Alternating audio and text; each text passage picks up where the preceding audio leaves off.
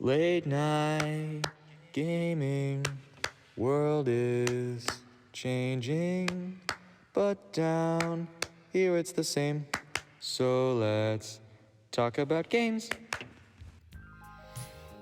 Hello everyone, I'm your host Maxwell, and welcome to Late Night Gaming, the show on Tuesday nights where if you're still up for 5 minutes, I'm down to talk about games. Today we have a crazy game, and that game is Crazy Taxi. Crazy Taxi came out for the Dreamcast in 1999, earlier than I thought it did, to be honest. It started as an arcade game. Now, don't be fooled by the fact that it was an arcade game with a steering wheel and there's cars and you're going fast. This is no racing game. Crazy Taxi is different. And you might not think of it now, but Crazy Taxi was a pretty big thing around the year 2000. Now, if you've ever heard of the game Simpsons Road Rage, I mean, why would you have Simpsons Road Rage? But I have, and apparently there was a lawsuit because Simpsons Road Rage was so similar to Crazy Taxi that EA sued them. Or wait, was it EA who made Simpsons Road Rage? Well, you get the idea. It was sort of a big deal back in the day. More or less, I mean, it's not really a big deal. But I'm getting ahead of myself. Crazy Taxi is a game where you pick up as many people you can in your taxi and drive them off to wherever you can. This is how I imagine Uber drivers from 9 to 5, work to try and make ends meet. And when I played Crazy Taxi, I don't have a memory card on my Dreamcast, so I always played the arcade mode, which is really all that you need. I mean, it's just 5 minutes of driving around as fast as you can. It's pretty fun. There were even Game Boy Advance versions back in the day, which was interesting to try and fit a whole 3D game with cars and stuff on there, but they made it work more or less. And believe it or not, Simpsons Road Rage had a Game Boy Advance version too.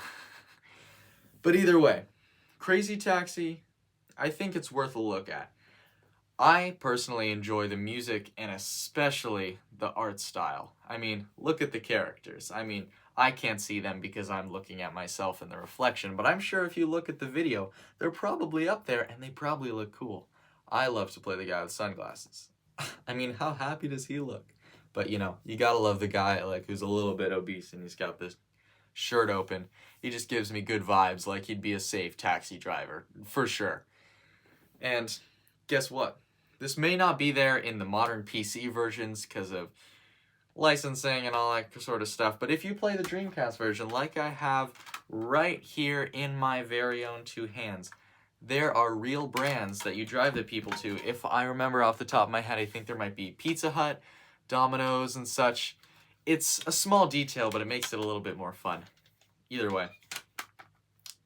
Crazy Taxi, it's even a little bit more violent than you think. Not necessarily that there's any blood or gore.